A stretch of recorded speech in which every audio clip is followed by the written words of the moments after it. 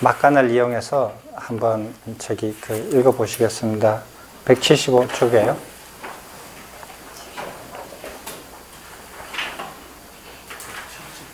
175쪽에 28번 한번 읽어 보시겠습니다. 같이 읽어 볼게요. 유식학의 인식 과정을 설명하는 사분서를 초고의 발생 과정에 따라서 비교 설명해 보라.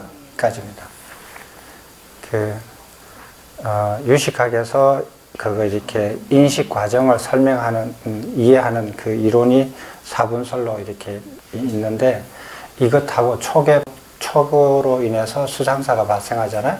그 수상사의 역할하고 이거 비교해서 한번 이렇게 공부해 보십시오. 나머지 부분은 제가 강의 중에서 가끔 말씀을 드렸던 내용입니다. 그리고 265쪽이에요. 265쪽 같이 읽어보시겠습니다. 2번에요. 삼천 대천세계를 대천세계, 중천세계, 그리고 소천세계를 합하여 부르는 것으로 해석하기도 한다. 이러한 해석은 수학적으로 무의미하다. 이것을 설명해보라. 이렇게 되어 있습니다. 그 다음에 271쪽이에요. 14번을 한번 같이 읽어보시겠습니다. 항상 증오와 질투심을 가지고 도리천의 왕인 제석천과 싸우는 것을 본업으로 하는 천계에서 퇴락하거나 추출된 천신들의 일종을 아수라라고 한다. 이들은 거처가 일정치 않으며 숨어 지내면서 때때로 무리를 이루어 제석천과의 전쟁을 도모한다. 이러한 아수라를 후대에 추가하여 욕계를 6단계로 보고 색계천과 무색계천의 범천을 유격천에 포함하여 천계라고 하여 우주를 6도로 분류하였다. 그러나 본소와 같이 아수라를 추가하지 않을 때 번개를 천계로부터 분리하여 5단계의 욕계와 번개로 6도를 정의한다. 6도를 세분한 28천과 30천계는 무엇인지 설명해보라. 조석에 볼 때 이렇게 타수가 몇 번 칩니까? 아침에 28번. 예. 저녁에는 33번. 33번이죠. 예. 그거하고 한번 관계지어서 한번 이해해보라는 그런 내용입니다. 감사합니다. 됐네요. 잘 됐네요. 오늘 우주론을 같이 공부해 보시겠습니다. 이때까지 우리가 공부해온 이렇게 내용들은 여기에 요약이 되어 있습니다. 서양의 이렇게 학문적인 체계로서 자연관을 형성한 것은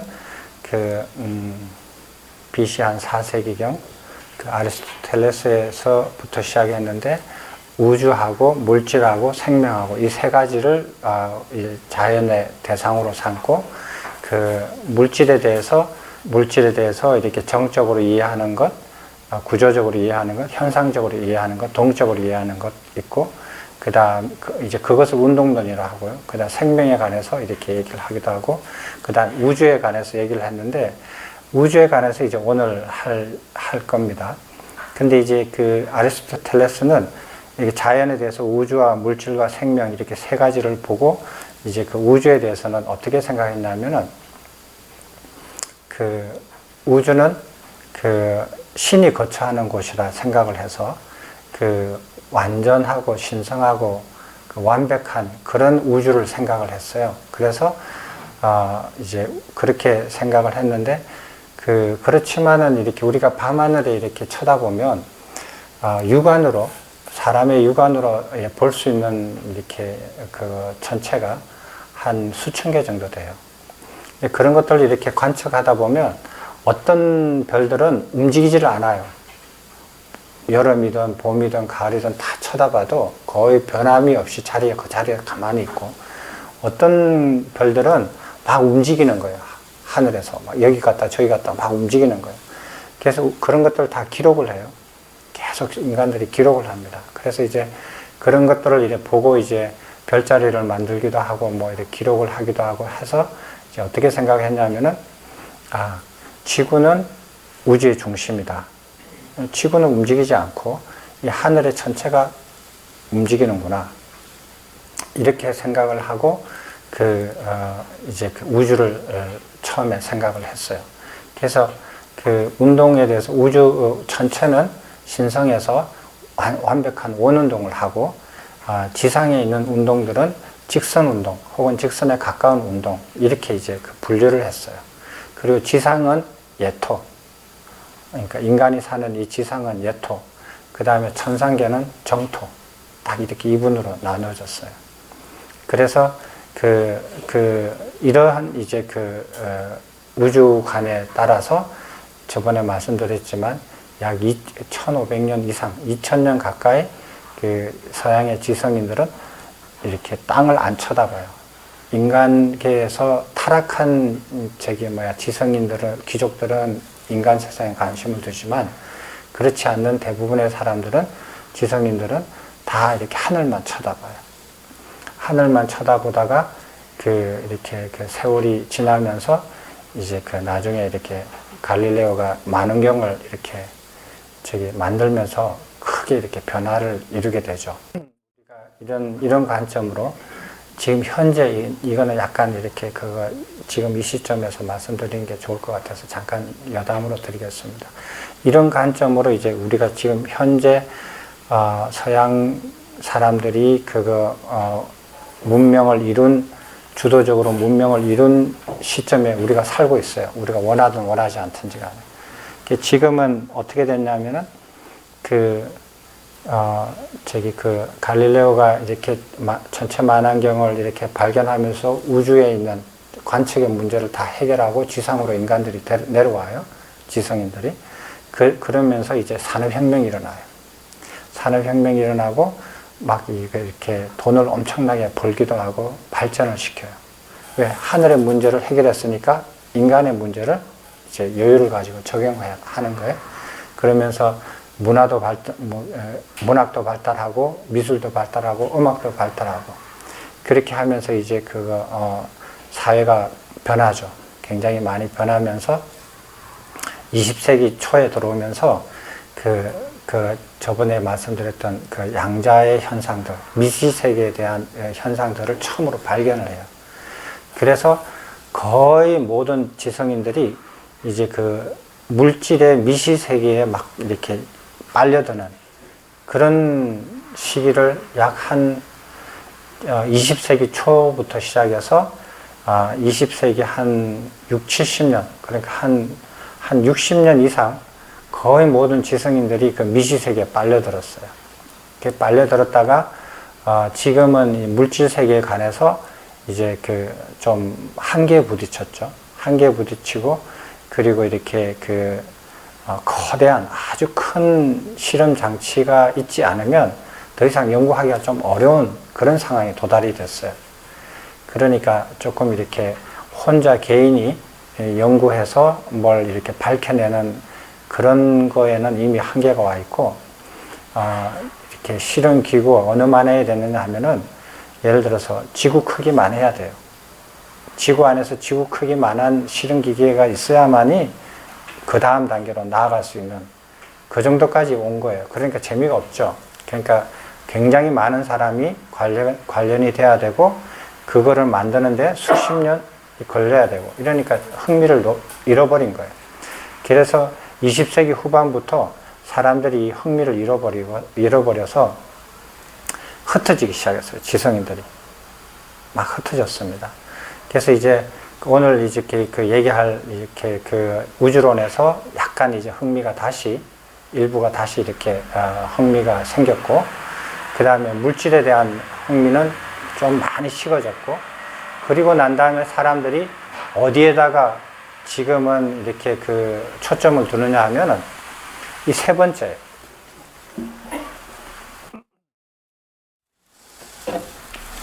이제는 여기다가 초점을 많이 둬요.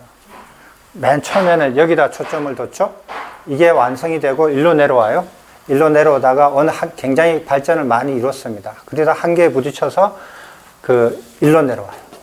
지금은 여기에 많은 사람들이, 지성인들이 관심이 있어요. 그럼 생명에 대해서 관심이 있다는 건 무슨 말인가?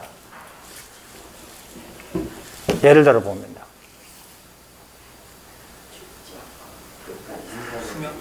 예. 병들지 않고 오래오래 사는 거예요. 병들지 않고 오래오래 사는데 관심이 많아요. 그래서 좋은 음식 먹고 뭐를 먹어야 오래오래 병이 안 걸리고 잘 살고, 그리고 저기 그 병을 즉각 낫게 하고요. 새로운 기계들이 굉장히 많이 발전이 됐습니다. 이렇게 뭐 사람이 이렇게 들어가서 스캐닝 탁 하면은 어디가 아프고 어디가 안 아프고 이렇게 해서 막바로 낫게 하고, 이제 그런 기계들이 이제 사람들이 그 발명하려고 애를 쓰고 일부는 발명을 하기도 하고 그랬어요. 이제 그런 식으로 관심이 있고, 그 다음에 또 한 가지는 그렇죠. 그쪽 라인인데 그보다 조금 요즘은 한 발짝 더 나갔어요. AI요. AI. 뭐죠? 예. Artificial Intelligence. 인공지능요. 그러니까 알파고 같은 거 보셨죠? 알파고 같은 거, 그런 것처럼. 인공지능 쪽으로 가요. 그러니까 인간의 두뇌와 비슷한 기계를 만들어 버린 거예요. 그래서 인간보다 더 효율이 좋고 더 막강한 힘을 가진 그런 거를 만들고 싶어요. 물론 이제 왜 만드느냐, 엄청난 돈이 드는데도 왜 만드느냐, 뭐 그거는 사람마다 좀 이렇게 얘기가 다르겠지만은 그 뇌과학, AI, 뭐 그 다음에 사람이 무병장수하는 거, 예, 이런 쪽으로 이제 지금은 그쪽으로 약간 사람들이 지성인들이 좀 가 있어요. 그러니까 어떻게 보면 조금 잡스럽죠. 그러니까 진리라는 개념과 약간 좀 떨어져 있는 속물적인 냄새가 좀 나지만은 뭐 별거 이제 해볼 만한 게 없거든요. 해볼 만한 게 없어요. 그러면서 또 한 가지 관심 있는 게 있어요. 사람들이, 지성인들의 관심이 여기에 갔다가 일로 갔다가 이제 조금 일본을 다시 일로 갑니다. 오늘 공부한 내용에 따라서요. 그다가 많은 사람들이 이쪽으로 내려왔어요. 이쪽으로 내려오면서 뭐 병 없이 오래 산다, 돈 많이 벌 수 있겠죠. 뭐 그거 AI 만들어서 뭐 새로운 세계를 한번 만들어 보겠다, 좋아요. 뭐 그렇지만 진리하고는 무슨 상관이 있을까? 별로 약간 속물스럽잖아요.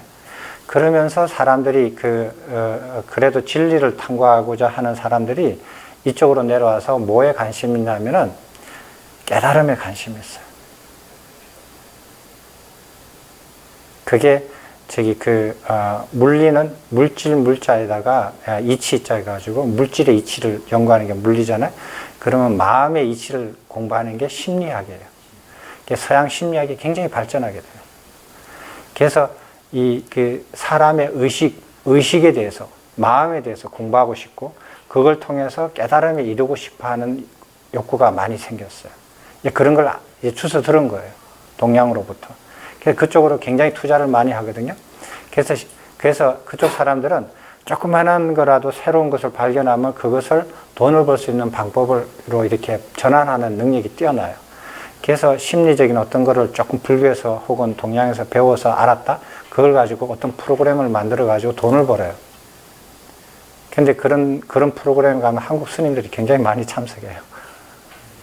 뭐 무슨 프로그램에 돈이 엄청 비싸요. 미국까지 가서 프로그램을 들어야 되는데도 불구하고 한국 스님들이 많이 가요. 그리고 그 증을 받으면 어디 내가 무슨 프로그램, 무슨 단계까지 증을 받았다 이래가지고 좋아하시는 걸 이렇게 제가 들은 적이 있거든요. 서양 사람들이 그렇게 해요. 그래서 그 시장이 깨달음의 시장이라 그러거든요. 인라이트먼트 마켓이라 그러는데 그게 굉장히 돈이 많아요. 커요. 규모가. 예, 그래서 그쪽으로 서양 사람들이 관심이 굉장히 많고 공부도 열심히 하고 수행도 많이 하고 그렇게 해요. 그래서 이런 쪽으로 관심이 오히려 그쪽으로 이렇게 관심이 오히려 동양보다 더 강하지 않을까. 지금 제가 보기에는 그래요. 그래서 그런 사람들이 서양의 그 불교를 선두적으로 이렇게 이끌어가고 일반 대중들한테 불교를 퍼뜨리는 사람들이에요. 동양에 있는 스님들이 가서 서양 사람들 포교해가지고 일반 사람들한테 불교 퍼뜨린 거는 아주 미세해요. 그거에 비하면. 그래서 서양의 지성인들이 이쪽으로 관심 있어 하는 거예요. 이게 지금 현재 인류가 이렇게 흘러가는 어떤 그 흐름이라고 볼 수 있어요. 그래서 여러분들도 이제 그걸 보시면은 사람들이, 지성인들이, 먹고 살고, 이렇게 권력, 돈, 이런 거, 즐기는 거 다 빼놓고, 그 다음에도 여유가 있는 사람들이 흘러가는 것들을 이제 보시는 거예요. 이 흐름이 그렇게 되어 있어요. 되셨죠? 한 35년 전에 그 캘리포니아에서 AI를 맨 처음 이렇게 연구하시는 그 교수님이 저희 학교에 와가지고 세미나를 하는 걸 들어봤어요. 그러니까 그때 한 35년, 40년 정도 전이죠. 그때는 제가 그거 장난감 만드는 그런 수준으로 우리가 이해를 했어요. 공부도 제대로 안 하고 엉뚱한 소리 하네? 그래도 새로운 걸 한다고 하니까 한번 드러나 보자. 이제 이런 식으로 했거든요.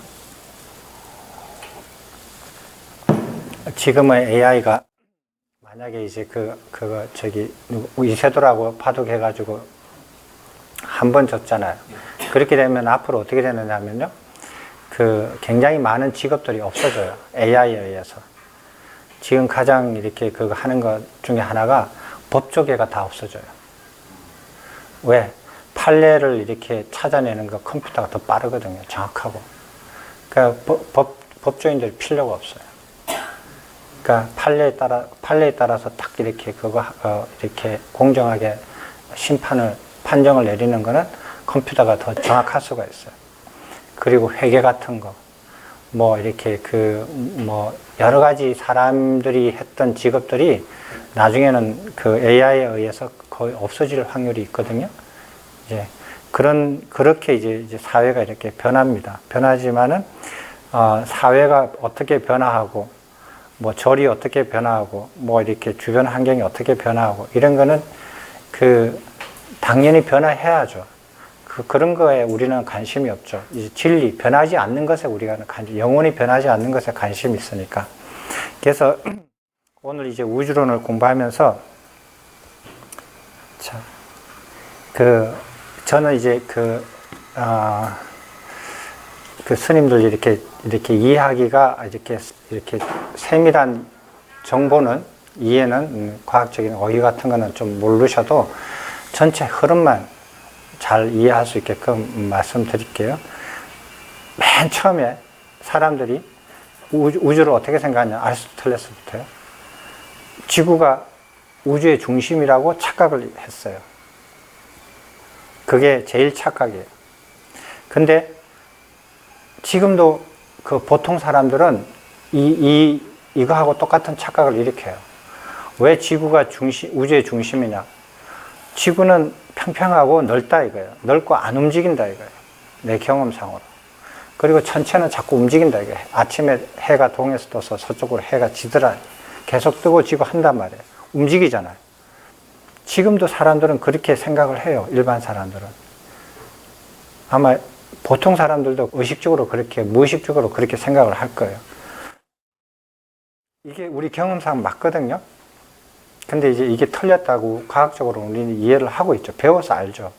그렇지만은 왜 이게 우리가 지구가 이렇게 둥글다는 거 아는데 경험상으로 보면 땅이 평평하게 느껴지고 지구가 자전한다고 알지만은 지구가 가만히 있는 것처럼 느껴져요. 그 이유는 왜 그렇습니까?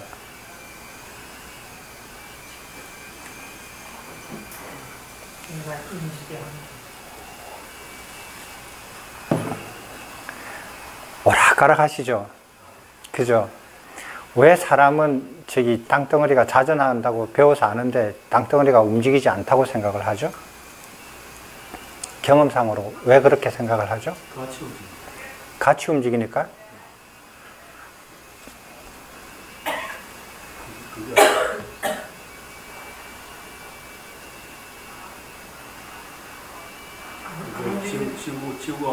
지구 안에 같이 있으니까. 안 움직이는 쪽 어깨를 경험이 쌓이다 보니까 그게 지혜된 것처럼. 보세요. 약간 어폐가 있습니다. 스님. 같이 움직인다고 해서 항상 그걸 못 느끼는 거 아니에요. 지구가 도는 건 가속이거든요. 가속은 느끼게 돼 있어요. 등속은 거기에서 태어나고 거기서 살다가 거기서 죽으면 똑같이 이렇게 안 느낄 수가 있거든요. 근데 이거 도는 것은 가속이에요. 가속 운동이기 때문에 느껴져요. 힘이 느껴져요. 잘 모르시죠? 이런 거 질문하신 분도 없으시죠? 살면서. 왜 학교에서는 지구가 자전한다는데 왜 나는 지구가 가만히 있는 것처럼 느껴질까? 선생님한테 이런 거 물어보면 야단 맞아요. 이상한 질문 한다고. 그 왜 그러냐면요. 지구의 반지름이 수천 킬로미터예요. 그죠? 수천 킬로미터면은 10의 3성 킬로미터. 1킬로가 1000m. 그러면 10의 6성 메타 정도 돼요. 수천 10의 6성. 그러니까 수백만 미터가 돼요. 사람은 2m예요. 그러면은 100만 분의 1분이 안 돼요.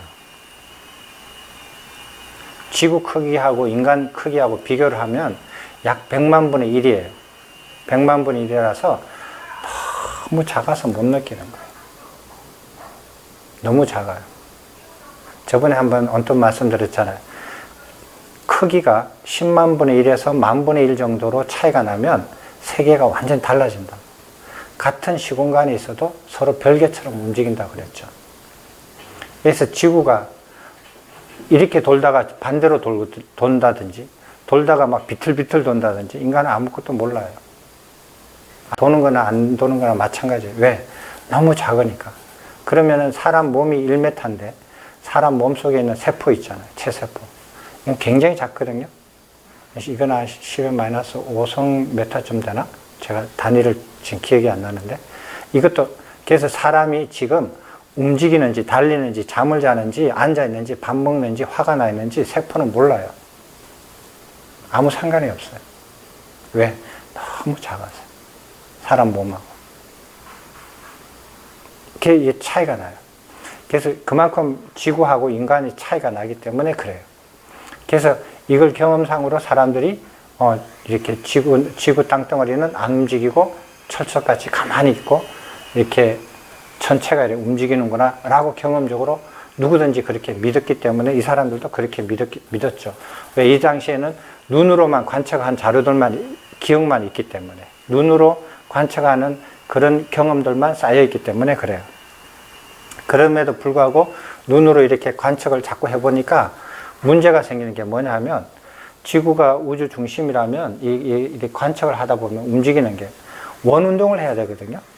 원운동을 해야 되는데 이 원운동이 아닌 거예요. 관측 자료를 보니까 정확하게 원운동이 아니에요.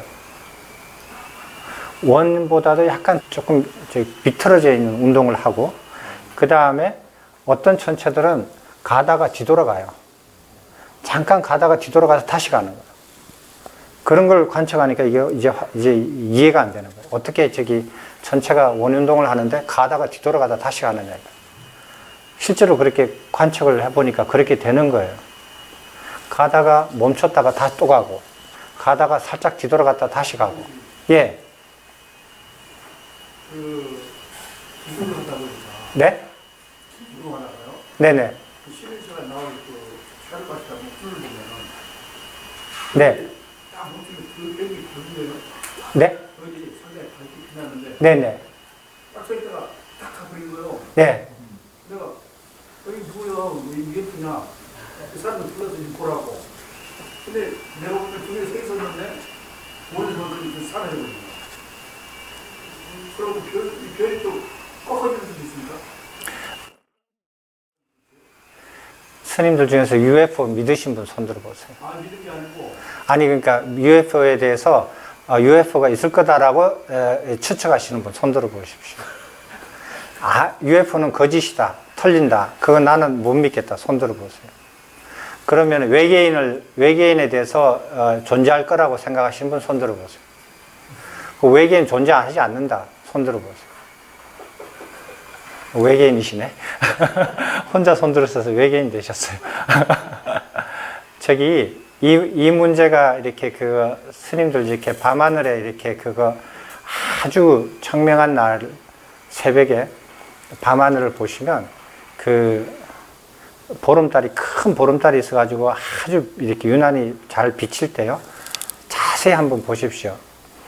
육안으로 인공위성이 관측이 가능합니다.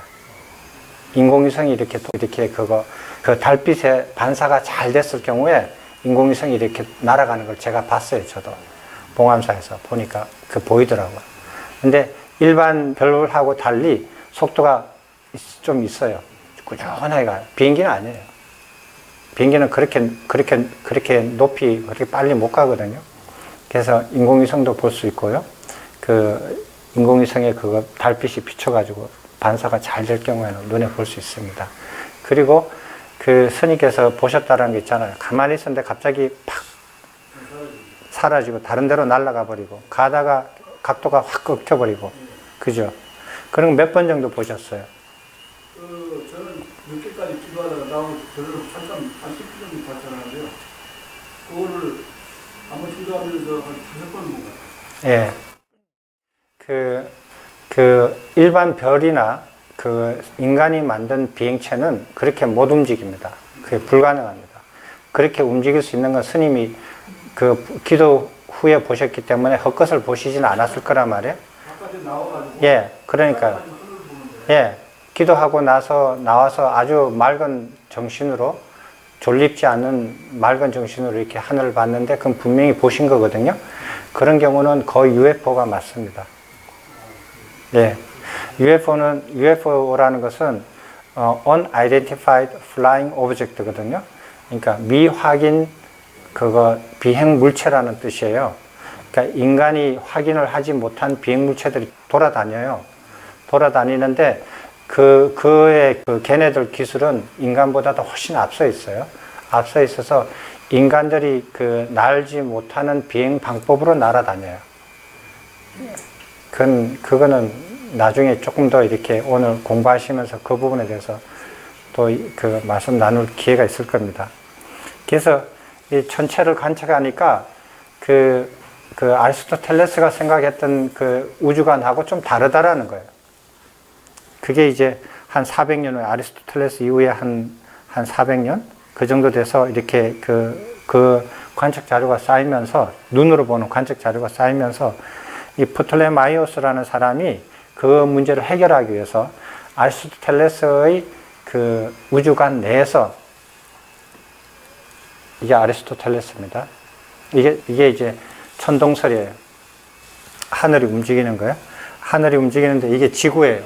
우주의 복판에 있고 이 전체가 움직이는데 어떻게 움직이느냐 하면은 그 허공에 이렇게 전체가 다닌다라고 생각 안 했어요. 생각하지 않고 그건 이해를 하기 어려우니까 어떤 천구요. 축구공처럼 투명한 어떤 천구에 전체가 박혀 있다고 생각하고 천구가 움직인다고 생각해요. 그렇게 해서 이해를 했어요. 이 사람이 프톨레마이오스예요. 어떻게 했냐면 이 사람은 그 아리스토텔레스의 그 천동설을 이렇게 관측 자료를 설명하기 위해서 이 아리스토텔레스는 여기가 우주의 중심 지구가 있다라고 생각을 했거든요. 근데 이 사람은 지구가 이 중심에서 조금 떨어져 있다. 이렇게 생각을 했어요. 그래서 지구가 여기 있고 여기에서 정반대되는 곳에 이 중심이 또 하나 더 있고 그 다음에 이게 전체가 돌 때 개별적으로 주전원이라고 여기에 그냥 도는 게 아니라 지가 돌면서 이렇게 돈다라는 거예요. 그래서 주전원이라는 원을 하나 더 만들었어요. 이렇게 생각을 해서 거의 그 눈으로 보는 관측 자료를 다 설명을 해요. 이거를 도입을 했어요. 그래서 이걸로 해서 이제 관측 자료, 눈으로 보는 관측 자료를 다 설명을 하는데 그래서 이 사람이 굉장히 유명합니다. 1000년 이상 이렇게 천문학에서 자기 이론을 이렇게 틀리지 않고 유지했다가 천체 만원경, 갈릴레오가 천체 만원경을 이렇게 만들면서부터 이제 깨어지기 시작해요. 그 전에까지는 뭐 한 1500년 정도? 1500년 정도까지는 이렇게 아무도 이렇게 자기 이론에 대해서 반박하는 거 없이 역사적으로 아주 큰 명예를 가졌어요, 이 사람이. 자, 그런데 이제 두 번째는 뭐냐면은 태양이 우주 중심이다. 라고 착각을 한 거예요. 이제 그런 착각을 가지게 돼요. 그래서 이제 코페르니쿠스가 지동설을 했는데 태양이 우주의 중심이고 태양이 안 움직이고 오히려 지구가 태양 주위를 돈다. 이렇게 했어요. 왜 이렇게 생각을 했느냐면은 코페르니쿠스가 천동설을 싫어해서 그런 거 아니에요. 천동설을 너무 좋아했어요. 좋아했는데, 앞에 전에 얘기했던 이런 거 있잖아요. 이런 게 싫은 거예요. 뭐 도는데 또 원을 만들고, 이 원이 이 복판에 있어야 되는데 왜 이렇게 밀려나서 원 중심에서 좀 밀려나고 지구가 이런 게 싫은 거예요. 이런 거 없이 중심에 뭐가 하나가 딱 있고 나머지가 원 운동을 하게끔 이렇게 하는 거에서 그런 걸 가정을 하고 다 이게 모든 것을 관측 자료로 설명할 수 있는 방법이 없을까 했더니 태양이 중심에 오면은 다 해결이 되는 거예요. 자기가 보니까. 그래서 코페르니쿠스는 교회하고 아무런 상관이 없어요. 아리스토텔레스의 우주관을 그대로 수용하고 싶어 했어요. 아름다우니까. 근데 그것을 관측 자료가 틀려버리니까 그것을 아름다움을 그대로 유지하면서 관측 자료를 해결하는 방법이 없을까 연구하다가 태양이 중심에 오면 되겠다. 그러면은 나머지가 모든 관측 자료를 다 해결할 수 있다. 이런 것을 발견을 하고 그렇게 생각을 했어요. 그리고 출판하고 죽었어요. 그리고 이제 케플러는 자기 스승의 스승부터 육안으로 관측 자료를 인류가 이때까지 모아놓던 모든 관측 자료들을 정리하고 막 대를 이어서 정리하던 그런 계통에서 이렇게 들어가서 이렇게 배웠어요. 그래서 이 사람은 인류가 이때까지 눈으로 관측했던 전체의 관측 자료들을 이렇게 해가지고 모든 걸 정리를 해서 3가지 관측 법칙을 발견했어요. 이 케플러가. 관측 사실로부터 어떤 법칙성을 발견해낸 거예요. 그 다음에 갈릴레오는 자기가 만원경을 만들었어요. 최초로. 전체 만원경을 만들어가지고 눈으로 딱 봤더니 우리가 천상계에 있다라고 생각했던 금성이나 이런 것들이 달처럼 모양이 바뀌는 거예요.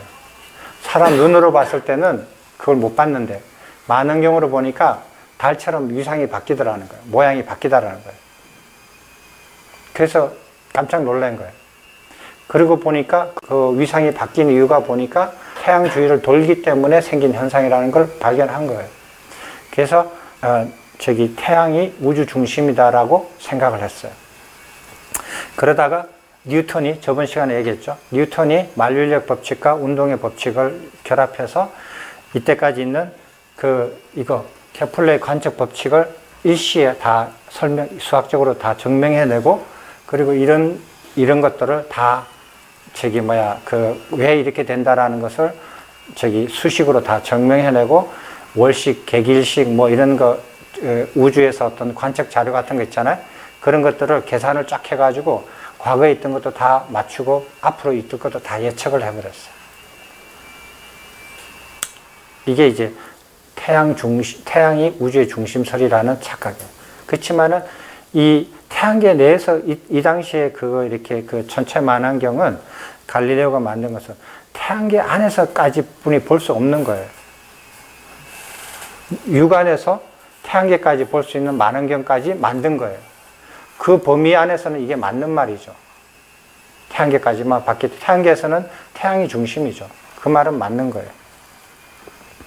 자, 이 사람이 코페르니쿠스입니다. 이 사람이 케플러고요. 케플러의 운동의 세 법칙은 이렇게 나와 있어요. 인터넷에 보시면 더 상세하게 이해가 되어 있을 겁니다. 갈릴레오, 이 사람은 갈릴레오. 갈릴레오가 만원경으로 관측을 했는데 이렇게 금성이 달처럼 모양이 바뀌더라. 그것은 금성이 태양 주위를 돌기 때문에 생기는 현상이라는 것을 관측했어요. 이게 뉴턴이에요. 그래서 태양계가 어떻게 생겼느냐 하면 이렇게 생겼어요.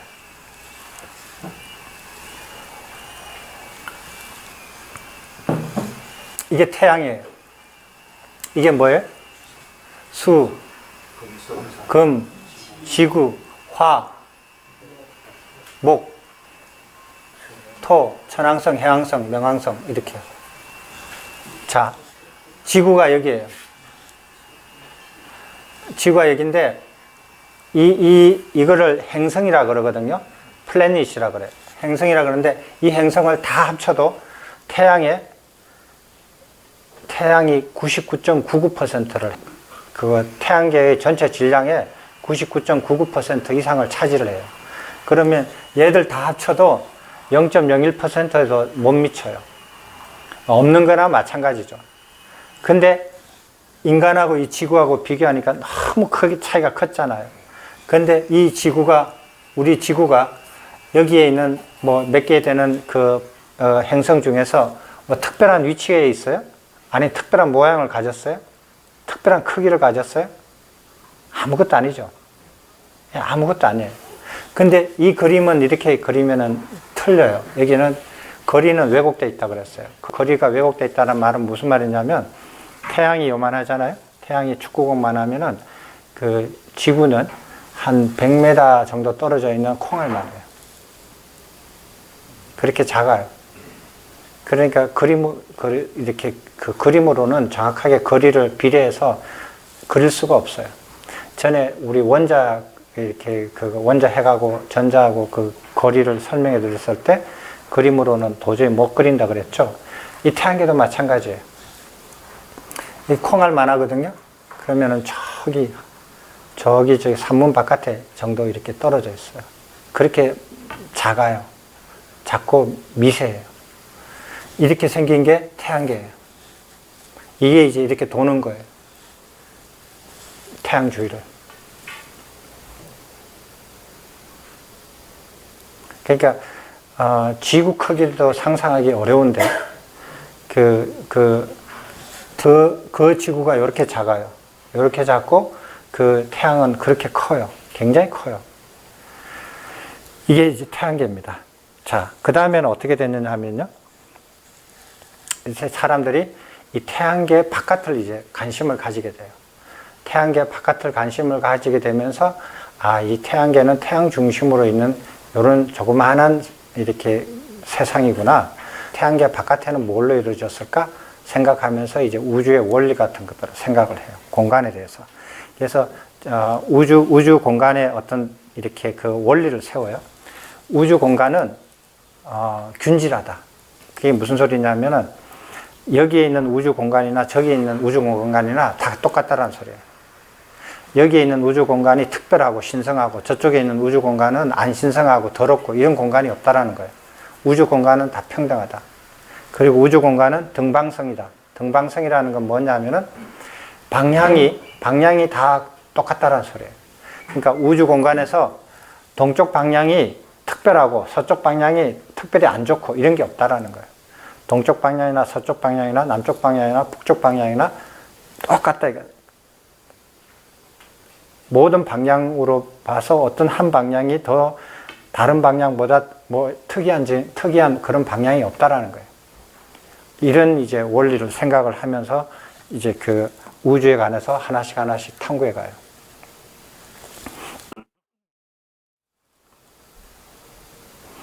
그래서 여기에 보면은 이제 그 태양계를 벗어나면서 사람들이 세 번째 착각을 합니다. 우리 은하가 우주의 중심이다. 플러스 우주 자체다. 이렇게 생각합니다. 우리 은하가 곧 우주다. 그리고 은하 중심이 우주 중심이다. 이렇게 생각을 해요. 왜? 은하가 무진장 크거든요. 은하 안에 별이 몇 개 정도, 태양과 같은 별이 몇 개 정도 있는지 아셔요? 1000억 개. 예. 오다가 한 2000억 개 정도 돼요.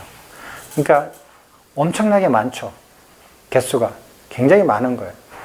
그 많은 개수들을 다 1초에 하나씩만 세알린다 그래도 아마 굉장한 시간이 갈걸요. 1년이 약 10의 8성 초예요. 그러니까 1년이 약 1억 초 정도 돼요. 1억 초니까 그거 1000억이면은 그게 1000배잖아요. 그러니까 그러면은 뭐 1초에 하나씩 해도 1000년이 걸린다는 소리예요. 굉장히 많죠. 그래서 우리 은하가 우주의 중심이자 우주 자체다. 이렇게 생각을 했어요, 처음에. 그런 이제 착각의 시대가 옵니다. 근데 그러면 태양계는 어디 있느냐 이거예요. 우리 은하에서. 어디에 있죠? 여기에 있어요. 우리 은하가 이렇게 생겼어요. 은하 중심이 여기 있고요. 그리고 팔이 보세요. 하나, 둘, 세 개 이렇게 돼 있죠. 그리고 중심에 붙어 있는 팔은 한 개, 두 개죠. 그 중심에 떨어져 있는 팔은 빨간 거, 그 다음에 이 색깔. 그래서 이렇게 돼 있는데 돌아서 오니까 하나, 몇 개예요, 팔이? 하나, 둘, 셋, 네 개 정도 되죠. 네, 네 개 정도가 이렇게 돌아갑니다. 돌아가는데 중심에 붙어 있는 팔이 두 개고 조금 떨어져 있는 팔이 두 개예요. 두 개인데 태양이 속해 있는 곳이 어디냐 하면요. 여기 있어요. 팔도 제대로 되어 있는 팔이 아니고요. 잘려져 있는 팔. 잘려져 있는 팔 노란 게 있죠. 여기에 태양계가 있어요. 우리 태양이. 그러면 태양이 놓여 있는 자리가 우리 은하 안에서 어디 특별한 자리입니까? 완전 별 볼 일 없는 자리죠. 그렇다고 해서 뭐 아름다운 자리 중심도 아니고요. 중심에서도 많이 벗어나고 중심에 붙어 있는 팔에도 속하지 않고 이렇게 돼 있어요. 이게 현재 우리 은하의 모습이에요. 이 크기는 얼마냐 하면은 빛이 10만 광년 가능. 빛이 10만 년 동안 달려가도 우리 은하를 다 못 지나가요. 그렇게 커요. 그러면은 지구하고 달하고까지, 지구하고 태양까지 가는데 빛은 8분이죠. 8분이거든요. 8분 정도 가는데 그것에 10만 년 이상 가야 돼요. 그게 굉장히 크죠. 그게 이제 은하에 이렇게 우리 은하입니다. 그래서 우리 은하를 조금 더 이렇게 보면 이렇게 돼 있어요. 이 사진 누가 찍었나? 사진 아니에요. 저기 그냥 그래픽이라고 생각하시면 돼요. 그래서 이렇게 돼 있고 또 하나 그래픽을 보면은 이렇게 돼 있어요. 자, 이것도 이렇게 보면은 그래픽이 이렇게 돼 있어요. 그리고 가운데는 뭐예요? 그게 은하 중심이에요. 은하 중심에는 어떻게 되어 있냐면 태양이 별하고 다른 별들하고 비교해 보면 예를 들어서 한 10대 그 정도뿐이 안 돼요. 그러니까 작고 젊은 별에 속해요. 태양이. 근데 은하 중심에 가면 굉장히 질량이 큰 별들 있잖아요. 엄청나게 큰 별들이 다다다닥 붙어 있어요. 굉장히 가까운 위치로. 그래서 빛이 굉장히 크게 나요. 가운데 중간에서 뭔가 생성이 이루어지고 있는 부분이라고 생각해요? 아니요. 그렇지 않고요. 큰 별들, 빛이 막 강한 큰 별들이 그 은하 중심에 가득 이렇게 차여져 있고 그 은하의 그 질량의 대부분을 차지하고 있고 꼬리들은 그냥 못 들어와 가지고 그냥 삘삘거리는 애들이 어쩌다가 따라 들어오는 거예요. 남아 있는 거예요. 이렇게 물을 휘저었을 때 질량 높은 것들이 가운데 모이고 약간 옆으로 흩어지는 것 같은 그런 작용이라는 거예요. 그게 뭐가 처음인지 몰라요. 은하 중심이 먼저 만들어지고 팔이 나중에 만들어졌는지 그런 건 잘 몰라요. 그렇지만은 이게 돌아가면서 은하의 거의 모든 부분들은 질량의 거의 모든 대부분은 은하 중심으로 이렇게 쌓여져 있고 그리고 극히 일부들이 이렇게 흩어져서 이렇게 꼬리를 이렇게 이루고 있어요. 그런 모양이에요. 불행히도. 이건 설명할 방법이 없어요. 이렇게 생겼다라고 얘기할 수밖에 없어요. 관측 자료니까. 됐습니까? 자, 그런데 1900년 초창기에 사람들이 이제 논란이 생겼어요. 그러니까 갈릴레오가 1600년 되잖아요. 17세기니까. 한 200년, 300년 정도 지났죠. 300년 정도 지나면서 사람들이 어떻게 생각했냐면, 우리 은하의 중심이 우주의 중심이다. 그리고 은하 자체가 우주 자체다. 라고 생각을 처음에는 그렇게 했어요. 그러면서 300년의 세월을 계속 이렇게 흘러가면서 어떤 사람들이 아니야. 우리 은하 말고도 또 다른 은하가 있을 거야. 이렇게 생각을 했어요. 그래서 그렇다면은 은하가 우주 중심이 안 되잖아요. 다른 은하가 또 있으니까. 근데 그 두 파가 서로 이렇게 논쟁을 했어요. 근데 뭐 확실한 그 증거가 없으니까 말싸움으로 끝났죠. 근데 그 싸움을 쇼부를 본 사람이 이 허블이에요. 허블이 안드로메다 성운 있잖아요. 우리 안드로메다 많이 들어봤죠? 만화 같은데. 안드로메다인데 이게 우리 은하하고 제일 가까운 은하예요. 근데 눈으로 볼 때는 은하인지 별인지 구별이 안 돼요. 그래서 별인 줄 알았죠. 근데 이 허블이 그때 이제 그 윌슨 천문대에 가서 그 당시 제일 좋은 천체 만원경을 가지고 관측을 했어요. 관측을 했더니 우리 은하에서 제일 가까운 은하가 안드로메다가 별이 아니고 은하더라 라는 것을 증명했어요. 관측했어요. 그래가지고 은하가 우주의 중심이 아니다. 은하가 우주 자체가 아니다. 라고 증명을 해낸 거예요. 관측을 해낸 거예요. 됐죠? 근데 이 사람이 미국 사람이에요. 1920년쯤 돼서 20년 그 정도 전후에서 이걸 발견했는데 미국 사람들이 이 사람을 굉장히 높이 평가해요. 왜 그런지, 1920년대니까 세계 2차 대전 시작되기 한참 전이잖아요. 그러니까 저기 미국 사람들이 미국을 이렇게 나라를 세울 때 유럽에서 어떤 사람들이 온 거 아시죠? 그죠? 글도 못 읽었어요, 걔들은. 글도 못 읽고 글도 쓸 줄도 모르는 사람들을 배에다 태우고 데리고 온 거거든요. 근데 그래서 영국 사람은 이렇게 영어 스펠링하고 발음하고 딱 맞아요. 글을 읽을 줄 알고 쓸 줄 알기 때문에 그 영어 써 있는 거하고 자기가 말하는 거하고 딱 일치가 돼요. 근데 이 미국 사람들은 문맹률이 굉장히 높아서 쓴 것을 읽을 줄도 모르고 자기가 말하는 걸 쓸 줄도 몰라요. 말과 글과 따로 놀아요. 글을 못 배웠으니까. 그래서 미국 발음은 어려워요. 지 마음대로 하니까. 쓴 거하고 이렇게 우리는 영어 글을 먼저 보잖아요. 글을 보고 들으면은 매치가 안 되는 거예요. 그게 문맹률이 높았다는 증거예요. 호주 영어도 그래요. 호주 영어도 리튼 잉글리시하고 스포큰 잉글리시하고 완전히 좀 달라요. 발음이. 그게 문맹률이 높았다는 증거예요. 당시에. 그래서 미국 사람들이 심리적으로 유럽 사람들에 대해서 굉장히 열등감을 가지고 있었어요. 왜? 저쪽엔 귀족이잖아. 얘들은 그 나라에서 쫓겨난 사람들이잖아. 전부 다 뭐 살지 못하다가 죄수들, 무기수들, 이런 사람들 이렇게 태워서 왔으니까. 그러니까 그 나라에서 이렇게 명함도 내밀 수 없는 그런 조상을 가진 사람들이 와서 씨를 뿌렸다가 어쩌다가 돈을 많이 버는 거 아니에요.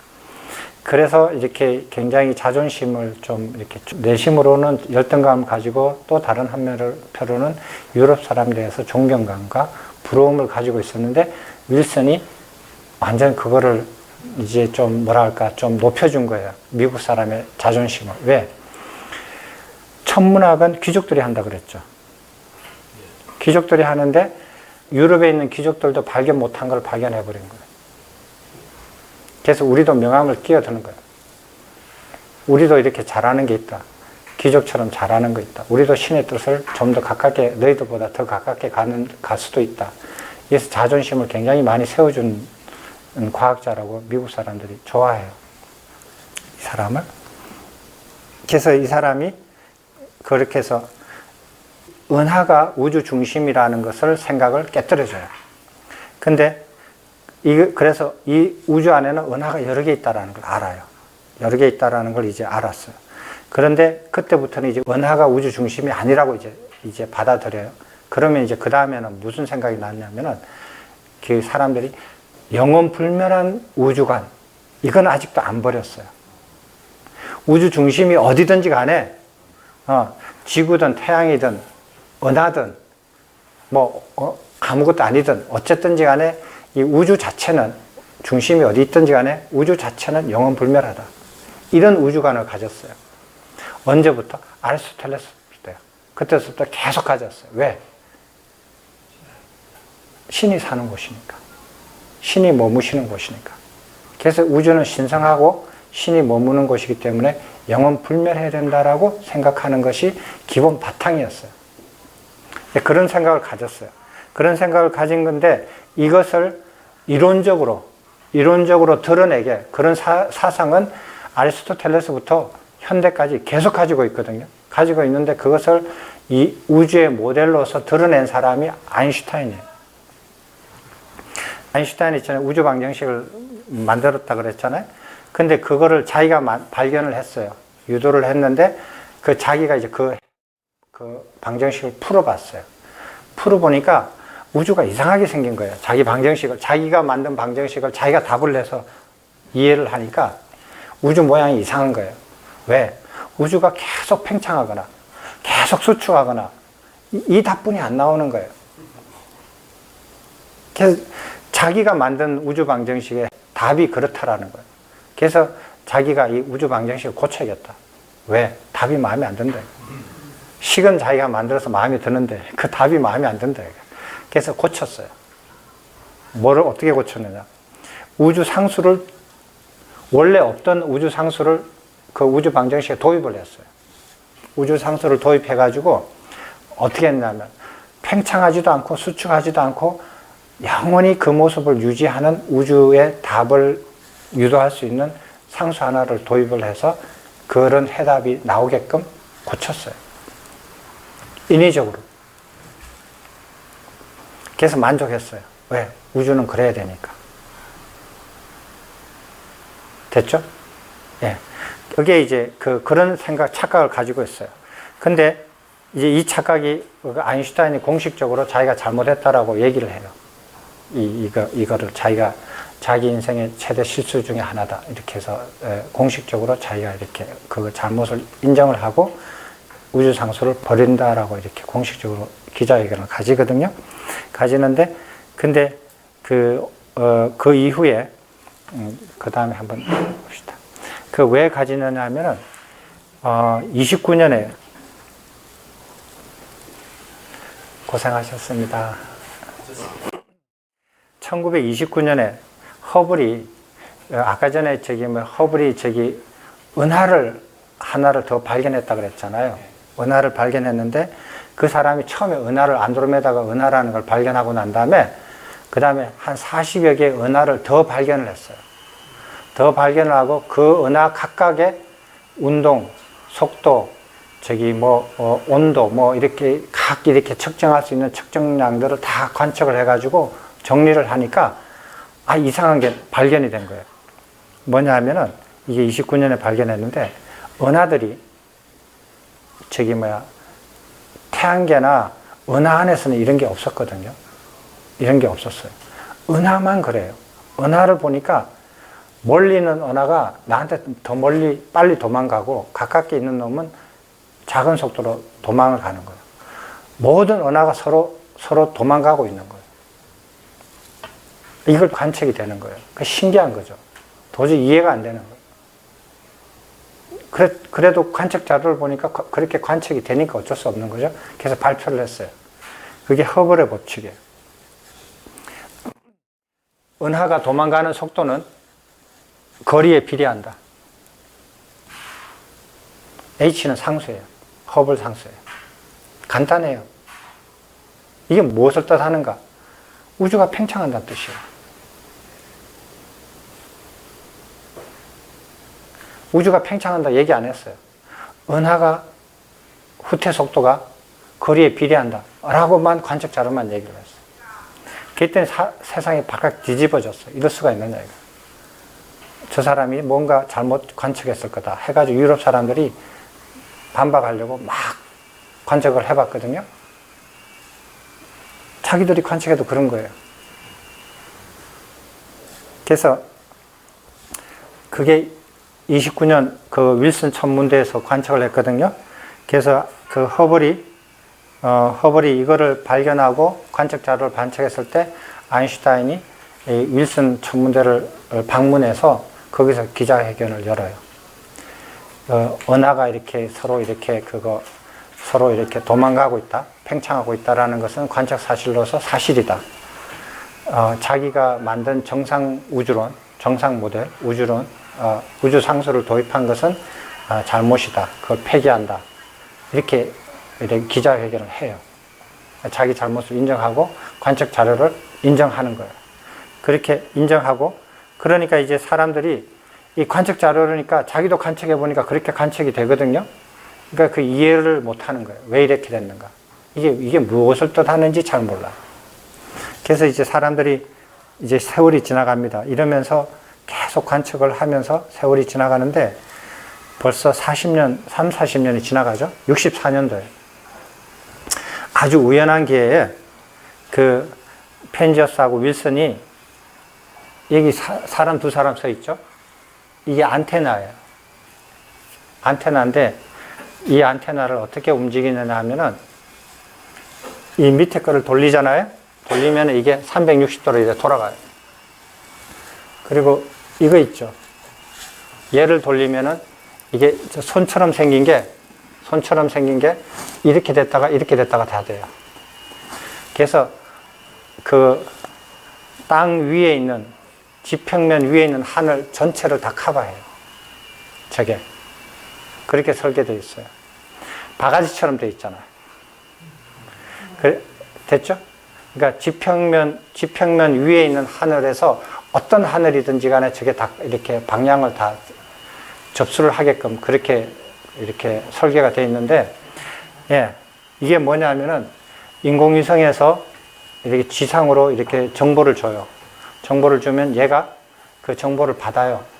받아가지고 그것을 원하는 기관에다가 전달해주는 그런 안테나예요. 뭐 FBI에서 원하면 FBI로 보내주고, 저기 백악관에서 원하면 백악관으로 보내주고, 전문 학회에서 보내달라 그러면 학회에서 보내주고, 그 인공위성도 여러 가지 종류가 있을 거 아니에요. 그런 정보들을 인공위성에서 내려주는 정보들을 잘 담아서 원하는 그 인공위성에 원하는 정보들을 잘 담아서 원하는 기관에 전달해주는 그런 안테나였거든요. 근데 이 두 사람이 이게 혼 안테나라고 그러거든요. 혼 안테나. 근데 가서 이제 담당을 맡으면서 깨끗하게 청소를 했어요. 청소를 하는데 잡음이 들어오면 안 되잖아요. 잡음이 들어오면 안 되기 때문에 깨끗하게 정리정돈을 하고 청소하면서 잡음이 그 백그라운드 노이즈를 우리는 뭐 화이트 노이즈라 그러나? 지금 저렇게 하는 노이즈 있잖아요. 저런 거는 이제 제거하면 되잖아요. 제거할 수 있고. 근데 제거할 수 있는 노이즈들 같은 거 제거하는데, 잡음을 제거하는데 아무리 노력해도 제거가 되지 않는 노이즈가 있잖아요. 그걸 최소한으로 하려고 노력을 하는데 이상한 현상을 발견한 건데, 우주 안에 있는 모든 방향에서 일정한 아주 예상보다도 큰 노이즈가 있는 거예요. 잡음이 있는 거예요. 자기들이 예상하지 못했던 노이즈가 있는 거예요. 자기들은 이게 뭔지 몰랐어요. 그래서 우리가 노이즈를 다 연구를 하고 다 노이즈를 다 없애려고 했는데, 우주에 있는 모든 하늘에서 모든 방향으로 일정한 아주 큰 노이즈가 존재한다는 걸 발견한 거예요. 그래서 과학자들 모임에 가서 막 떠들었어요. 우리가 이런 걸 발견했다. 근데 이게 뭔지 모르겠다. 어떤 과학자들이 그걸 듣고 해석을 했어요. 그게 우주 온도다. 그게 우주 온도라고 이제 알은 거예요. 그게 우주 온도를 측정한 거예요. 측정했던 게 돼버린 거예요. 이 사람이.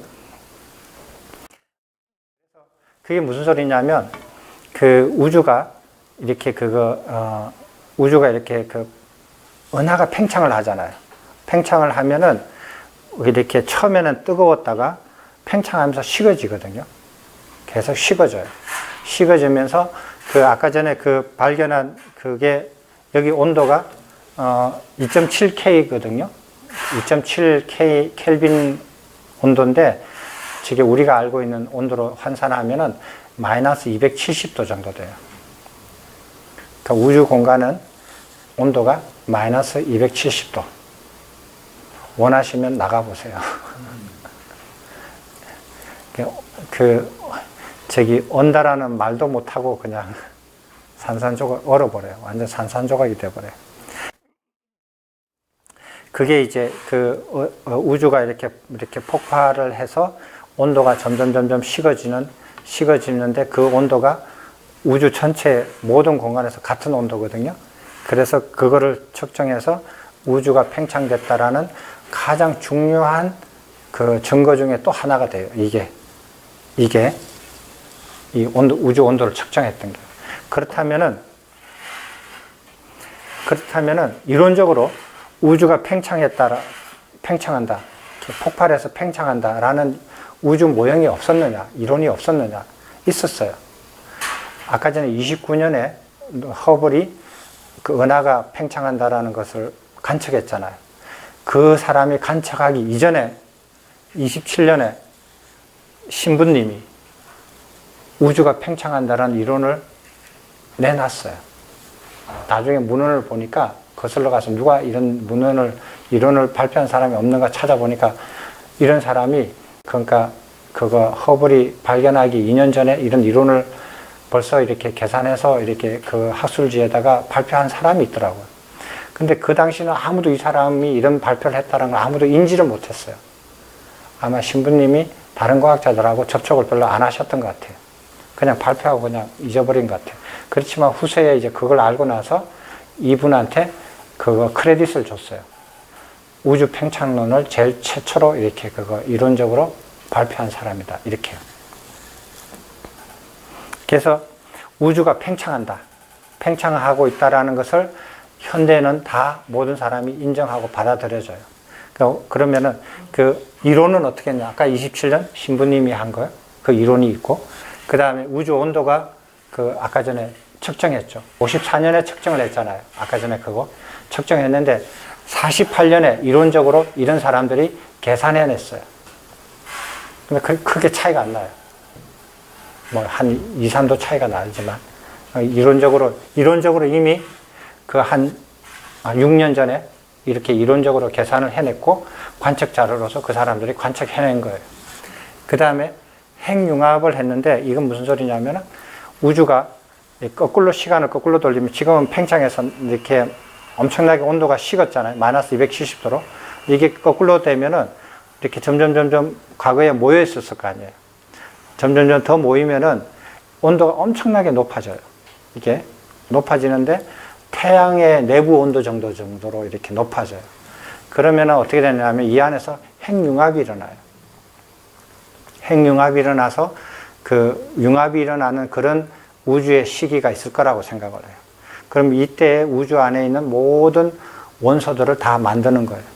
만들어서 이제 팽창을 하면서 우주의 구성 요소들이 되는 거예요. 그런 핵융합하는 그런 우주의 기간이 있었다. 그리고 그것을 1948년에 이 소련 사람이 이렇게 이론적으로 2차 대전 끝나자마자 이렇게 이런 이론들을 냈어요. 그래서 이런 이론들을 다 합쳐서 지금은 이 우주에 있는 관측 자료, 현재 있는 우주의 관측 사실들을 가장 그래도 명확하게 설명해 줄 수 있는 것이 우주가 폭발해서 이렇게 빅뱅에 의해서 폭발해 가지고 계속 팽창하고 있는 그런 우주 모형이에요. 그리고 우주의 구성 성분 요소들 있잖아요. 그런 원자 이런 모든 그거 이렇게 원소들을 어떻게 그러면 설명할 수 있느냐? 이때 핵융합하는 그 시기에 우주가 핵융합하는 그 시기에 이런 원자들이 다 만들어졌는데 그것을 이제 한번 보세요. Origin of Life 돼 있죠? Origin of Matter, Origin of Universe 돼 있죠. 이게 우주, 물질, 생명이에요. 이게 그거 이렇게 과학의 기본 이렇게 그 설정이에요. 이 세계를 알려고 하는 게 과학이거든요. 그렇게 해서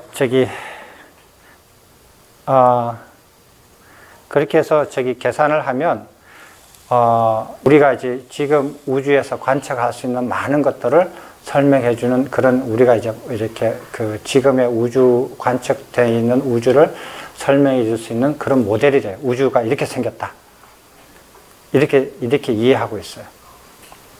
됐죠? 그럼 우주가 어떻게 됐느냐? 우주의 단위는 뭐예요? 우주의 단위, 구성 단위. 우주의 구성 단위는 갤럭시예요. 은하예요. 별이 아니에요. 은하의 단위는, 구성 단위는 별이에요. 별이지만 우주의 구성 단위는 은하예요. 은하.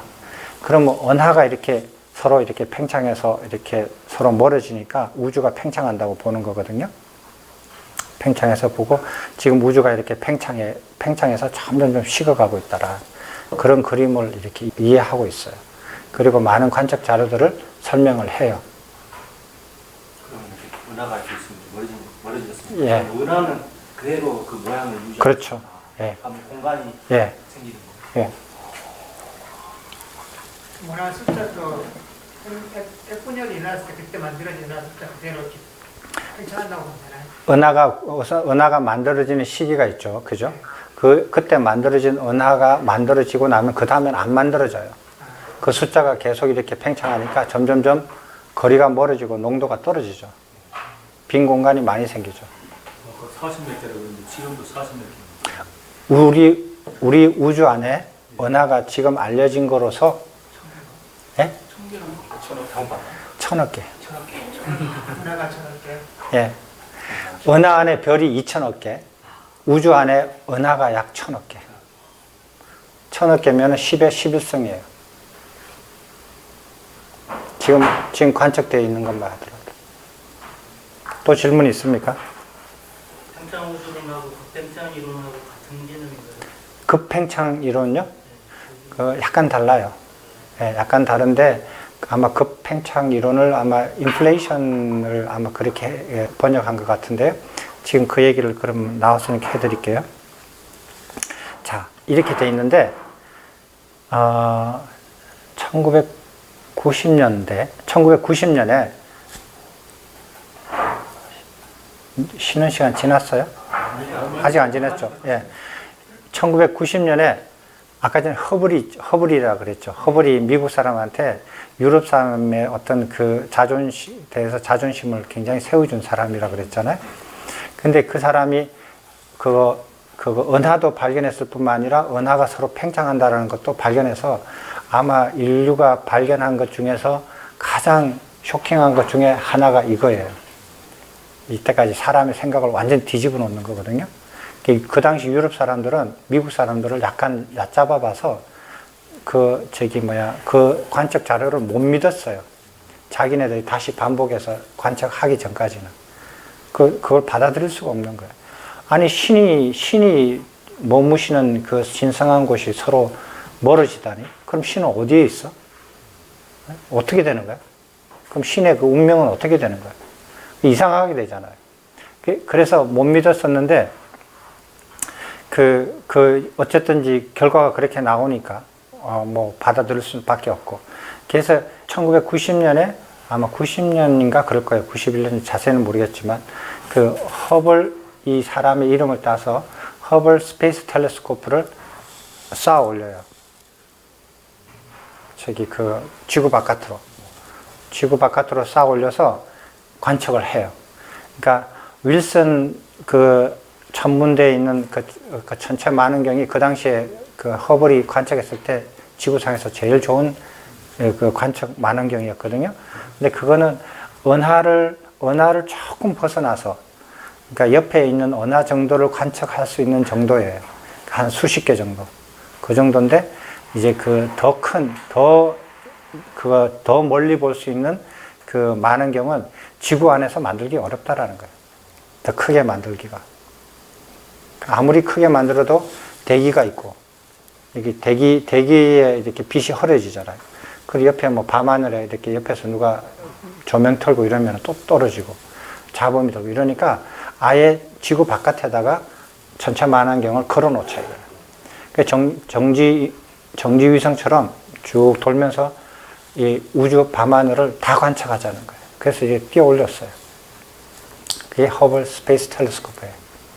근데 그게 작년이 벌써 올해가 17년이니까 재작년에 그 25주년을 맞이했을 거예요, 아마. 횟수로는 정확하지 않습니다. 제 기억이 정확하지 않아서. 그래서 25년 동안 그 허블 스페이스 텔레스코프에서 관측한 자료들은 정말 놀랄만한 것들을 관측해요. 제가 이렇게 출가하기 바로 직전에 있는 천문학적인 지식들과 엄청나게 큰 차이가 나요. 저도 그 당시에 이렇게 상상도 못했던 그런 내용들을 이렇게 관측하게 돼요. 이게 허블 스페이스 텔레스코프예요. 이렇게 생겼어요. 됐어요? 지구 바깥에서 이제 관측합니다. 우주가 어떻게 생겼는지 다시 한번 봅시다.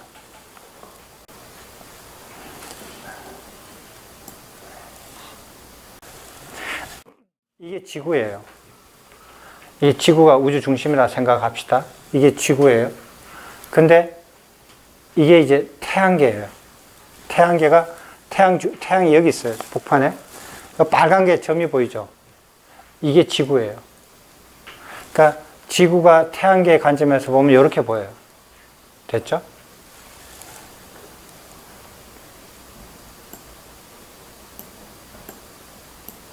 근데 이게 태양계입니다. 이 태양계가 이쪽으로 보면요. 태양이 여기 있어요. 태양 주위에 있는 별들을 다 이렇게 관측한 거예요. 그러면 태양 주변에 있는 별들이 이렇게 분포가 되어 있어요. 근데 태양은 여기 있어요. 그렇게 크지도 않고 뭐 별스러운 위치에 있지도 않고 그냥 여기 태양이 있어요. 태양 주변의 별들은 이렇게 분포가 되어 있어요. 됐죠?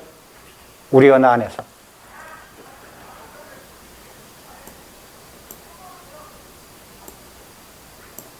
그리고 이것이 은하로 가면은 여기에 있는 우리 태양계가 여기에 있어요. 여기. 이게 은하고요. 됐죠? 이제 잘 기억하세요.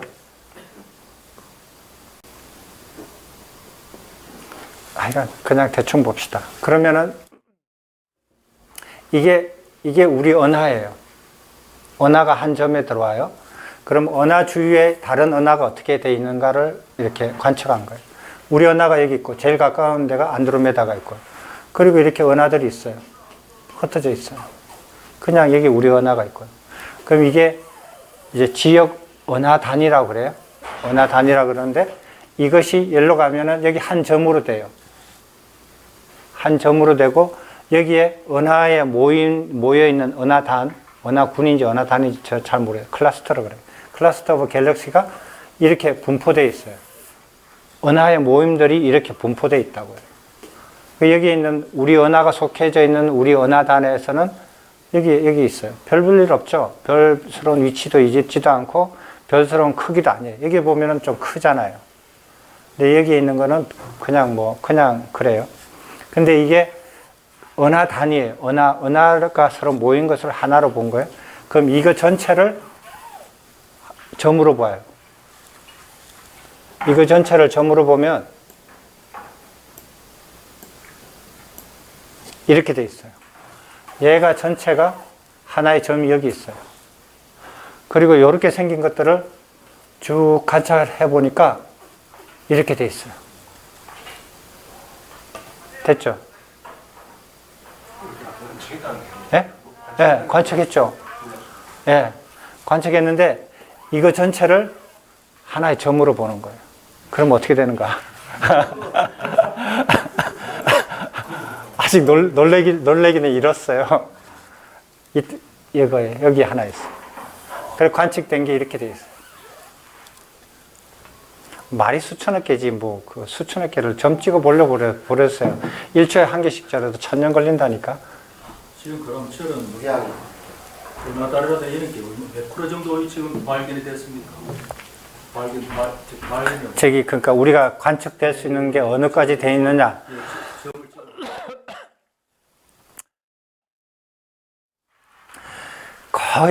거의 우주 경계선 가까이 가지 않았나 생각을 해요. 그러니까 지구 안에서는 이렇게 관측하기 어려워요. 그러니까 허블 스페이스 텔레스코프가 나가가지고 우주 공간에서 우주 공간을 바라보니까 굉장히 선명도가 좋죠. 그렇게 지금 이렇게 관측이 되어 있어요. 이게 우주예요. 그러니까 뭐 저기 지구가 우주 중심이다. 태양이 우주 중심이다.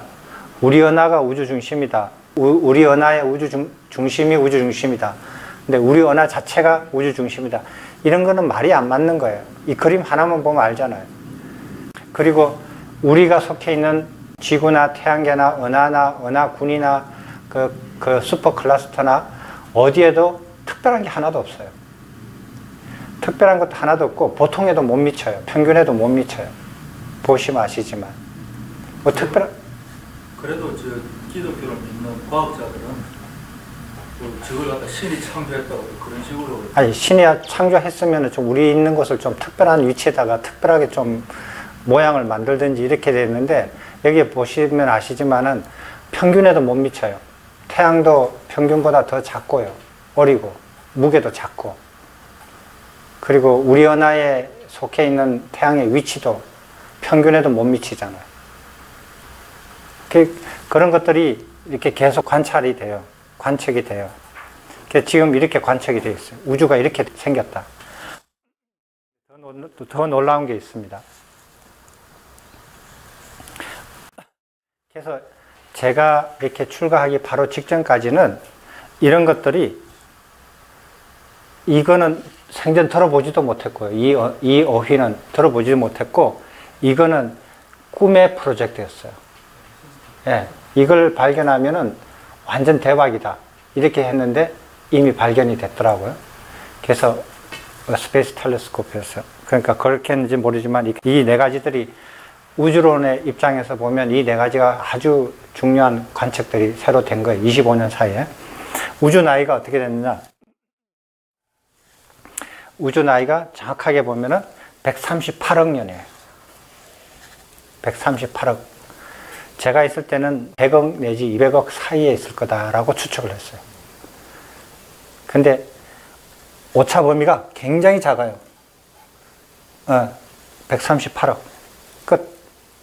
아주 정확하게 측정이 됐어요. 그 다음에 암흑 물질이 있다라는 게 제가 있었을 때도 암흑 물질이 있다라는 걸 알았어요. 근데 이제 암흑 물질이 몇 % 있는지는 몰랐어요. 근데 우주 안에 암흑 물질이 몇 % 있다라는 걸 확인했어요. 좀 기다려 보세요. 제가 안 가르쳐 드리겠어요? 그게 놀라운 거예요. 그 암흑 물질이 뭐냐 하면요. 우리 불교 우주론을 이해하는데도 이게 상당히 재밌어요. 억지로 저는 갖다 붙이고 싶지는 않지만은 이런 지식을 정확하게 알면은 불교에서 보는 우주관을 좀 더 이해하기가 편리해요. 암흑 물질이 뭐냐면 다크 매러예요. 다크 매러라고 영어로 말하거든요. 다크라는 것은 끔끔하다라는, 밤이란 어둡다라는 말이죠. 어두운 물질이란 뜻이에요. 왜 어두운가? 이 물질은 이상하게 빛하고 반응을 안 일으켜요. 이 빛하고요. 지금 우리가 보고 있는 이 사람이나 이 책상이나 바닥이나 모든 것은 빛하고 반응을 해요. 그죠? 빛을 반사를 하든지 흡수를 하든지 빛을 내든지 빛하고 반응을 해요. 그래서 우리가 그 빛의 입자가 우리 눈으로 들어오든지 전체 만원경에서 이렇게 필름에 찍히든지 하면은 우리가 알거든요. 아는데 이 물질은 빛하고 아무런 반응을 안 해요. 대신에 중력은 있어요. 중력은 반응을 해요. 됐어요? 이런 물질이 있어요. 근데 이런 물질을 처음에 관측을 해서 이렇게 어떻게 해서 나왔는지는 이렇게 좀 상세하게 설명해 주면 좋겠지만 대충 그런 물질이 있다는 것만 아시고요. 그 암흑 물질이 있는데 그러면은 우리가 지금 보고 있는 이런 보통 물질 있잖아요. 이거는 빛을 하고 반응을 해요. 반응을 하기 때문에 어떤 특징이 있냐면은 명과 암이 있어요. 당연히 그렇죠. 반드시 그림자가 따르게 되어 있어요. 명과 암이 있습니다. 근데 이 다크매러는 빛하고 반응을 안 해요. 그래서 애시당초부터 원래부터 명과 암이 없어요. 그렇지만 없는 게 아니에요. 왜? 중력은 느끼니까. 중력은 작용을 해요. 그 묘한 물질이에요. 중력이 작용한다는 건 어떤 식으로 받아들이나요? 그 다크매터가 있으면은 중력으로 끌려가요. 없으면 안 끌려가요. 아니, 중력이 서로 인력이잖아요. 서로 잡당기잖아요. 무거운 게 있으면 그쪽으로 간다. 예, 예. 서로 이렇게 우리가 보통 물질도 저기 중력이 작용이 되죠. 예? 예, 그거 달하고 지구하고 서로 인력을 이루잖아요. 예, 지구 위에서 사과가 떨어지잖아요. 사과도 그렇고 지구도 그렇고 다 보통 물질이에요. 중력을 서로 작용을 해요. 근데 그 다크매터도 중력을 서로 작용을 해요. 똑같이. 중력은 작용하는데 빛하고 반응을 안 해요. 그래서 다크매터라고 이름을 지었어요. 그래서 전체 운동을, 은하의 운동, 전체 별 같은, 은하 안에서 별의 이렇게 그 속도를 계산하거나, 은하의 속도를 계산하거나 하면은 운동이 돌잖아요. 그게 이제 중력의 힘으로 이렇게 원심력하고 중력하고 밸런스를 맞춰서 돌거든요. 그때 보면은 다크매터가 그 영향을 줘요. 별하고 은하에 돌아가는 속도에. 근데 보이지는 않아. 그래서 다크매터예요. 그죠? 됐죠? 이해가 됐죠? 근데 옛날에도 이게 다크매터가 이렇게 알았어요. 그게 뭔지는 모르지만 그런 게 있다라는 걸 알았어요. 그게 뭘까라고 계속 연구를 했었어요. 저도 했었어요. 근데 허블 스페이스 텔레스코프가 올라가가지고 그게 우주에 몇 % 있다라고 발견을 한 거예요. 되게 놀라운 사실이에요. 또 하나 더요. 또 하나는 뭐냐면은 허블이 그 은하가 서로 팽창한다고 발견했죠. 그죠? 속도는 HR로 되어 있잖아요. 속도는 거리에 비례한다. 이게 무슨 소리냐면 은하가 멀리 있는 것은 빠른 속도로 도망가고 가까이 있는 것은 낮은 속도로 서로 멀어진다는 거예요. 그럼 무슨 소리냐면은 등속으로 서로 팽창하고 있다는 거예요. 등속으로. 거리가 같으면 속도가 같잖아요. 그렇게 이렇게 그 등속으로 이렇게 팽창하고 있는데 그 속도는 거리에 비례하고 그렇게 있는데 관측해 보니까 우주가 팽창하는데 등속으로 팽창 안 하더라는 거예요. 어떻게 팽창하냐? 가속을 하고 있다라는 거예요. 가속이라는 말 아시죠? 네. 자동차가 속도가 일정하게 가는 걸 등속이라 해요. 그 다음에 가속 페달을 밟으면은 속도가 계속 점점 빨라지잖아요. 이걸 가속이라 그래요. 근데 우주가 팽창을 하는데 가속으로 팽창을 해요. 근데 그게 약 10%, 15% 정도의 가속이에요. 그러니까 허블이 윌슨 그 천문대에서 관측했을 때 그 오차가 10%, 15%보다 더 큰 거였어요. 그러니까 그 작은 오차를 못 찾아낸 거예요. 근데 허블 스페이스 텔레스코프는 그 오차 범위 안에서 관측을 해서 발견한 거예요. 우주가 팽창하는데 그냥 팽창하는 게 아니라 가속으로 팽창하더라. 웃기죠? 되게 황당하죠? 근데 한번 이제 아까 전에 인플레이션 얘기하셨는데 우주가 팽창할 때 처음에 그냥 팽창을 팡 해가지고 그냥 이렇게 팽창하는 게 아니라 처음에 팽창할 때는 그 급팽창을 해요. 인플레이션이라고 해요. 처음에 할 때. 급팽창을 했다가 다시 보통 팽창을 하다가 보통 팽창을 했다라고 생각하는 게 이제 그 인플레이션이거든요. 근데 그렇게 돼 있다고 생각을 해요. 처음에 팽창할 때 굉장히 급속도로 팽창을 했다가 그 다음에는 일정하게 팽창했다가 지금은 관측 사실로 보니까 이게 계속 가속으로 팽창하는 거예요. 약 15% 정도로 가속이 되어 있다라는 거예요. 그러면 우리가 전에 아인슈타인의 특수상대성에 올려서 얘기했듯이 가속을 하면 뭔가 힘을 계속 이렇게 누군가가 힘을 계속 줘야 되잖아요. 그죠? 힘을 계속 줘야만이 가속이 되잖아요. 줬다가 안 줬다가 하면 가속됐다가 등속됐다가 가속됐다가 등속됐다 이래 되잖아요. 근데 이게 우주는 계속 가속이 되는 거예요. 그럼 무슨 에너지가 계속 지속적으로 공급이 돼야 되죠. 그 에너지가 우리가 모르고 있는, 인류가 아직까지 발견하지 못하고 모르고 있는 어떤 에너지가 있다. 그 에너지가 우주를 가속시키는 에너지다. 근데 그 에너지와 그거 질량의 등가 법칙을 이용해서 계산을 해봤다. 해봤더니 그 에너지가 우주의 몇 %에 해당되더라. 라는 것을 관측해냈어요. 근데 여기서 천문학자들이 이름을 지을 때 좀 장난스럽게, 재밌게 지어요. 다크매터는 빛하고 그 반응을 안 해서 안 보여서 다크매터였거든요. 그거는 정직하게 이름을 지은 거죠. 그리고 보는 그대로 이름을 지었어요. 원래 에너지는 눈에 안 보이는 거예요. 안 보이고, 빛하고 이렇게 반응하고 안 하고 그런 개념이 아니거든요. 근데 모르는 어떤 에너지다. 인류가 이때까지 몰라왔던 그런 어떤 새로운 에너지다. 이렇게 말을 해야 되는데, 거기다 이름을 다크라고 불렸어요. 그래서 다크 에너지라고 이름을 붙인 거예요. 그러니까 다크 매터에서 다크를 원용해서 이름을 붙인 건데 똑같은 이유로 붙인 거 아니에요. 붙인 이유는 달라요. 그래서 다크 매터가 발견되고 다크 에너지가 발견이 됐다. 그래서 우주는 어떻게 되어 있느냐? 보통 물질요. 우리가 이렇게 빛하고 접촉하는 보통 물질은 약 4%예요. 4%고 암흑 물질은 23% 내지 24% 정도예요. 그 다음에 나머지 73% 내지 74%의 우주는 다크 에너지예요. 이렇게 우주가 구성되어 있다는 것을 허블 스페이스 텔레스코프에서 관측한 거예요. 그것을 저는 이렇게 봐요. 1대 6대 18이에요.